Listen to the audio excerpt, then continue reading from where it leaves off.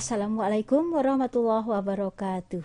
Jumpa lagi dengan Bu Penny dalam channel Belajar Geografi. Kali ini kita akan membahas mengenai potensi dan sebaran pariwisata di Indonesia. Menurut Undang-Undang Nomor 10 Tahun 2009 tentang Kepariwisataan, pariwisata adalah berbagai macam kegiatan wisata dan didukung berbagai fasilitas serta layanan yang disediakan oleh masyarakat, pengusaha, pemerintah, dan pemerintah daerah. Sementara itu, wisata sendiri adalah kegiatan perjalanan yang dilakukan oleh seseorang atau sekelompok orang dengan mengunjungi tempat tertentu untuk tujuan rekreasi, pengembangan pribadi, atau mempelajari keunikan daya tarik wisata yang dikunjungi dalam jangka waktu sementara. Pariwisata merupakan sektor yang paling potensial mendatangkan devisa.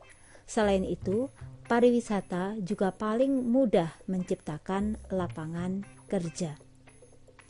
Potensi pariwisata Indonesia diantaranya adalah sebagai berikut. Yang pertama adalah wisata alam, yang kedua wisata budaya, dan yang ketiga adalah wisata buatan. Kita kupas satu persatu dari ketiga macam potensi pariwisata Indonesia tersebut. Yang pertama adalah wisata alam. Wisata alam adalah bentuk kegiatan rekreasi dan pariwisata yang memanfaatkan potensi sumber daya alam, baik dalam keadaan alami maupun setelah ada usaha budidaya. Oleh karenanya, wisatawan dimungkinkan memperoleh kesegaran jasmani dan rohani, mendapatkan pengetahuan dan pengalaman, serta menumbuhkan inspirasi dan cinta terhadap alam. Wisata alam ini mencakup wisata bahari, ekowisata, dan wisata petualangan. Daya tarik wisata ini berupa keanekaragaman dan keunikan lingkungan alam. Hal ini terdapat baik di wilayah perairan laut seperti bentang pesisir pantai, bentang laut, kolam air, dan dasar laut, maupun di wilayah daratan seperti pegunungan, hutan alam atau taman nasional, taman wisata alam, taman hutan raya, perairan sungai dan danau, perkebunan, pertanian, serta bentang alam khusus seperti gua, kars, dan padang pasir. Yang kedua adalah wisata budaya. Wisata budaya adalah perjalanan yang dilakukan untuk memperluas pandangan hidup dengan cara mengunjungi tempat lain atau ke luar negeri untuk mempelajari keadaan rakyat, kebiasaan, dan adat istiadat mereka, cara hidup mereka, serta kebudayaan dan seni mereka.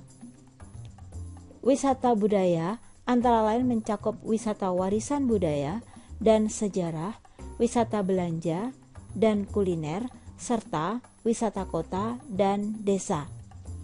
Contoh objek wisata budaya antara lain adalah situs purbakala dan budaya, yaitu candi, bangunan sejarah, keraton dan kota tua, museum, dan perkampungan tradisional dengan adat dan tradisi budaya masyarakat yang khas. Daya tarik wisata budaya adalah hasil olah cipta, rasa, dan karsa manusia sebagai makhluk budaya.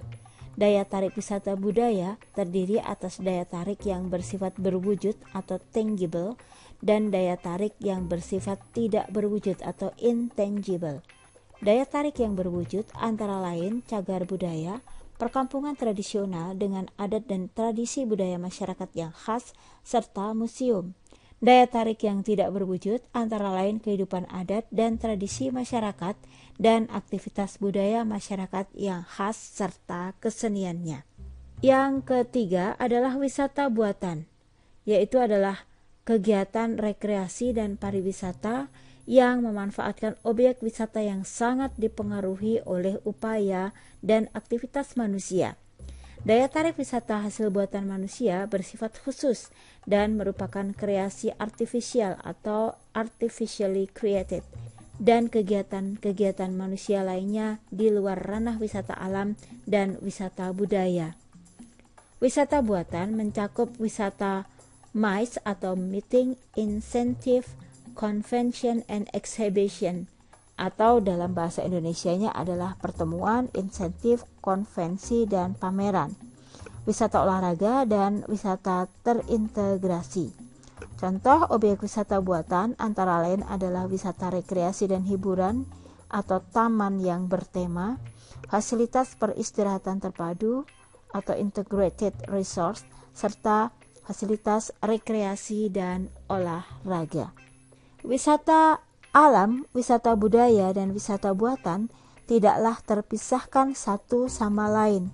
Ketiga tipe objek wisata ini tersebar di seluruh Indonesia.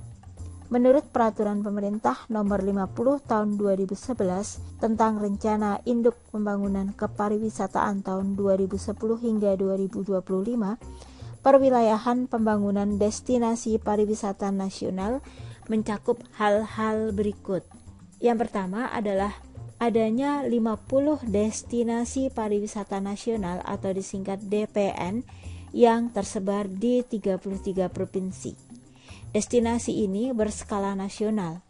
Ke-50 destinasi pariwisata itu antara lain adalah Veranda of Islam in Indonesia yang ada di Banda Aceh, kemudian Anthem Surfing Capital of the World di Nias, Sumatera Utara, kemudian ada Lake Toba yang ada di Medan dan seterusnya, hingga Merauke dengan Eco Wildlife Park Adventure-nya.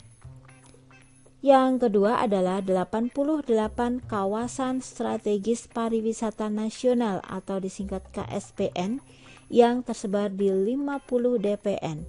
Kawasan strategis pariwisata nasional adalah kawasan yang memiliki fungsi utama pariwisata atau memiliki potensi untuk pengembangan pariwisata nasional yang mempunyai pengaruh penting dalam satu atau lebih aspek seperti pertumbuhan ekonomi, sosial dan budaya, pemberdayaan sumber daya alam, daya dukung lingkungan hidup, serta pertahanan dan keamanan.